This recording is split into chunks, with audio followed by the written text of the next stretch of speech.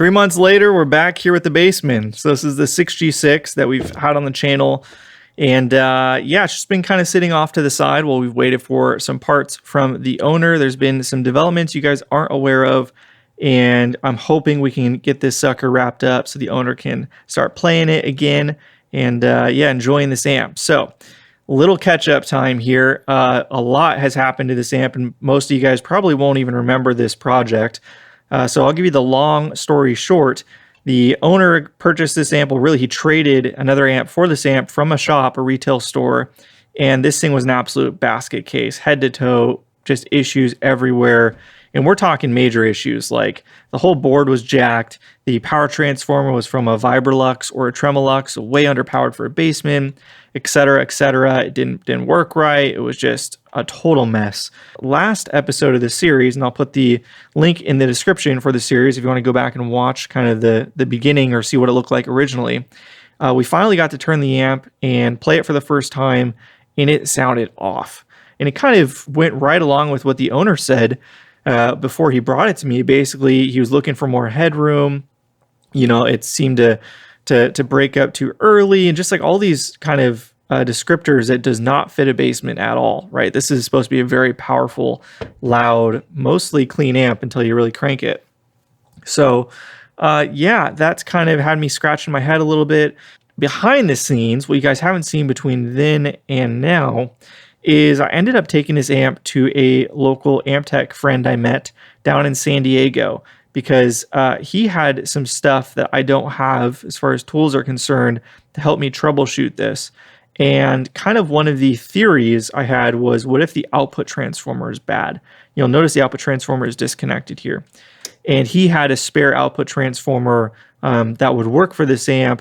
So we were able to test it, right? So I brought the amp down to him, and he also had a spare volume pot we could throw in just to kind of get us by for now as well. So I'm going to go ahead and cut to that video shot, 2.5 months ago, almost 3 months ago, I think.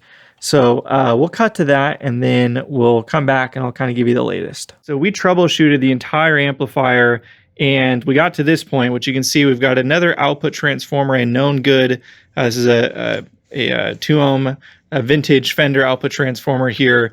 And that fixed the problem. So basically we measured it. It's putting out about 42 watts with this output transformer. With the stock original one, it's putting out about 3 watts.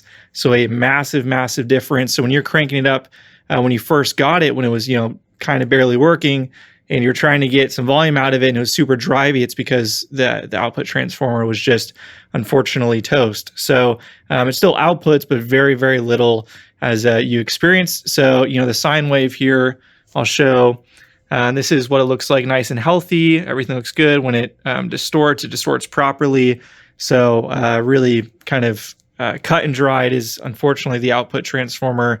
So we'll try and figure out what next steps are. You can think about it, but yeah, I just wanted to show kind of what we ended up doing to figure it out. Just kind of putting it up here and popped in there just to confirm. So that was kind of the last piece of the puzzle, and unfortunately that was the case. So there you go, man. Sorry about that. Let's talk more about it and kind of figure out next steps.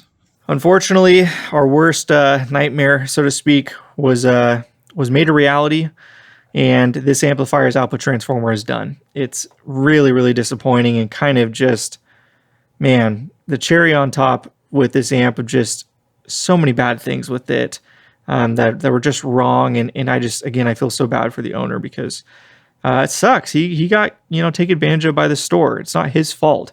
He purchased an amp or traded for an amp from a store, and you go into that transaction with this level of trust with the retail store, and he got screwed, and the shop, they don't care, right? So it's tough. So my job is to try and rectify this for him as much as I can, and we're going to do that. So the reason why it's been so long since that last took place is because the owner was saving up for a replacement output transformer. We were looking at some vintage ones for a bit, and he decided to ultimately move forward with another Mercury Magnetics transformer. So you got the full Mercury setup here, and this is the FBLBO-M, which is their, I believe, blonde Bassman output transformer. So it should fit perfect. We won't have any issues, hopefully, with this one. And yeah, we're going to go ahead and toss this in. Now, I will say we tested the amp over at Ross's place with a different output transformer, and it sounded great. It had huge bass, sounded really, really strong and healthy, was putting out something like 50 watts or so when we tested it then. So I'm very confident that swapping the output transformer, this amp is going to be rocking. Now, I don't know, once you have the amp actually healthy, then we can start testing everything else and all the other work we did. So I don't know if we'll find anything else going on that's funky with it, but at least let's get the heart saved here. We'll do the heart surgery, and then we can kind of worry about all the other extremities. So first step, we're just going to go ahead and disconnect the rest of the output transformer. We got these done. We'll disconnect where am I at here? Disconnect the black and green wire here to the output jacks, and we'll have to swap one of the jacks as well. So I forgot to mention the output transformer has got a 4 and an 8 ohm tap. He wants the 4 ohm as the main and the 8 ohm as the secondary, so we can't have a shorting jack if we're doing that. So no big deal. We'll just go ahead and throw in a normal jack like so. So let's get to it.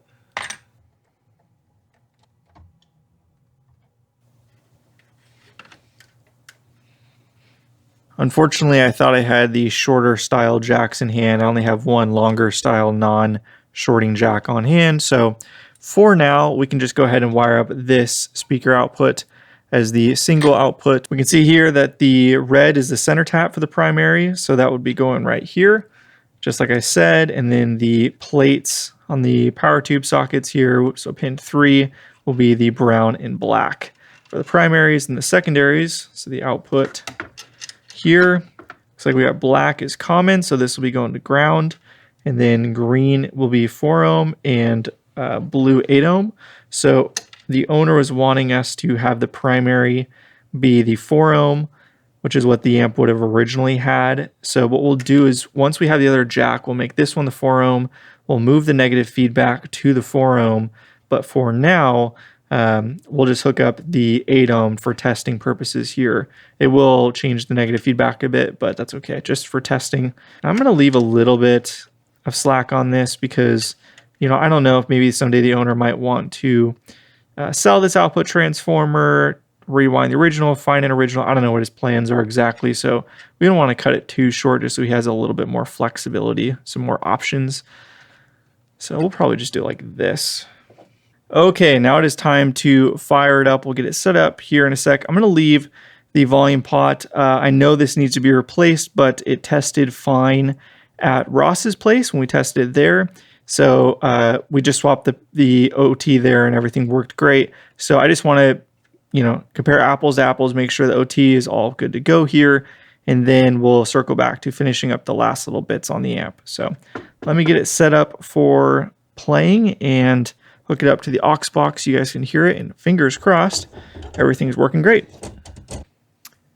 Moment of truth here. We're going to take things slow. We've got this multimeter hooked up to confirm negative bias voltage. I did end up changing the diode there in the bias feed just while I had it there. I figured might as well. And then this one, we're just checking the high voltage right here. So we've got it hooked up to the current limiter, which is then hooked up to the Variac off screen. I've got a tube rectifier in it right now, GZ34. That's it. So let's go ahead and bring on some voltage and make sure everything's looking okay. All right, that's 120 from the wall. We can see we're getting 500 volts unloaded DC there. So once we put in power tubes, that'll be lower, and negative 50 for the bias. So we'll go ahead and bring this back down. Now we can throw in some tubes because everything looks good so far. And again, another example of the danger. The amp is turned off right now. There's no power in it, so this is not doing anything. And there's still 420 volts in the amp. So very dangerous.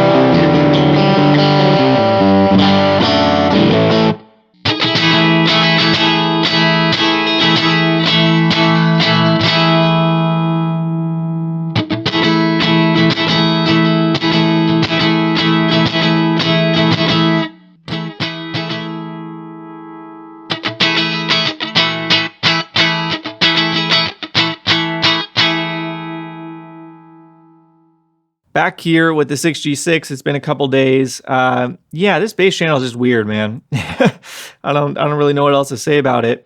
It's very bright, it's very thin, and the bass knob does very little. It just kind of adds in sub frequencies. Pretty ineffective with guitar. And yeah, just odd, but everything checks out okay. So it's confusing to me. These blue moldeds seem fine. Brand new caps here. You know, everything is to spec for the 6G6. Now this is a transition model between 6G6 and 6G6A, but there's only a couple little areas where it's a transition, namely this kind of V right here with these two resistors. And yeah, so I did some research, talked to some people, and basically the feedback I heard was the bass channel on these are very weird. They're bright, they're thin, and that is normal. So I'm inclined to believe that. I don't have any other, you know, examples to reference. So we're going to have to kind of move with that in mind. And maybe you guys with more experience with these amps will kind of comment in the comment section and tell me more. But I did talk to somebody that recently converted one of these 6G6s to a 6G6B circuit, asked him about it. He said, yes, bright thin, and the conversion does not really help the bass channel that much. So I asked the owner, should we try converting to 6G6B or leave it? And he said, let's just leave it. He's really just going to be using the normal channel. So fair enough. We're going to leave that as is. And with that in mind, I just kind of continued working on the amp. We replaced the two carbon film resistors, the 27Ks, with carbon comps that I found. So now the amp is all carbon comp, other than the 68Ks here at the inputs, and then the plate resistors.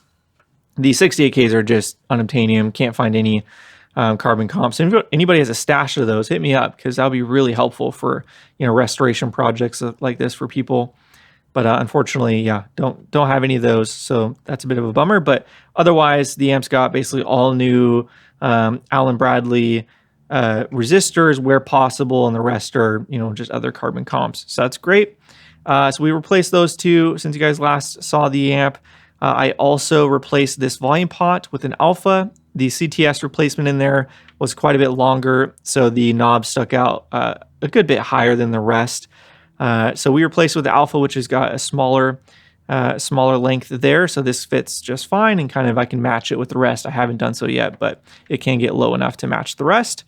And then we also replaced an Astron off the presence control there. That was kind of the last remaining cap I hadn't touched. So it's got a Vichet in there. And yeah, I think that covers it. Looking the amp over to see if there's anything else I'm forgetting. But yeah, I think that covers it, and we cleaned out the pots. So I figured let's just go ahead and hear how it sounds through a cab. Just in the room, I'll just use the camera mic as a room mic here. Hear how it sounds on the normal channel, and then I think we're good to go, and we can come pick it up. So we'll confirm it's biased and let it run tonight for a while, and keep an eye on the bias after the 6G4 Super debacle. So we'll do that, but let's hear how it sounds real quick and close this out.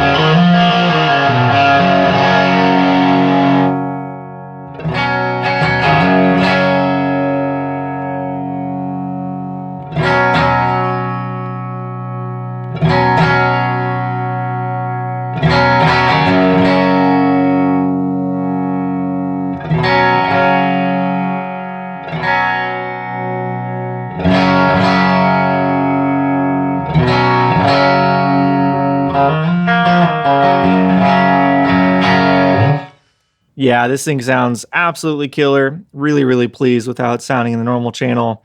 It's got a great amount of range between clean to full-on gnarly, nasty, healthy volume. Definitely sounds right with the new output transformer. This is a very cool amp. So yeah, really pleased with this, and I think we'll just go ahead and end here. Oh, I almost forgot. I don't think I showed this, but we did finish wiring up the output transformer here to the two different jacks. You need to get a non-shorting jack for if you're going to do a multi-tap output here. So normally stock, this one is a shorting jack and this one is not. So this is the stock jack. We've got this wired up for 8 ohms and this one wired up for 4 ohms. And we've got the negative feedback wire connected to 4 ohms in this case. We go back and forth and see which one sounds better, but in playing it, 4 ohms sounded great to me, so I left it. But yep, that's the last little bit I forgot to mention. Otherwise, really pleased. So thank you so much for watching. And if you liked the video, give it a thumbs up. Let me know what you think in the comments. And until next time, see ya.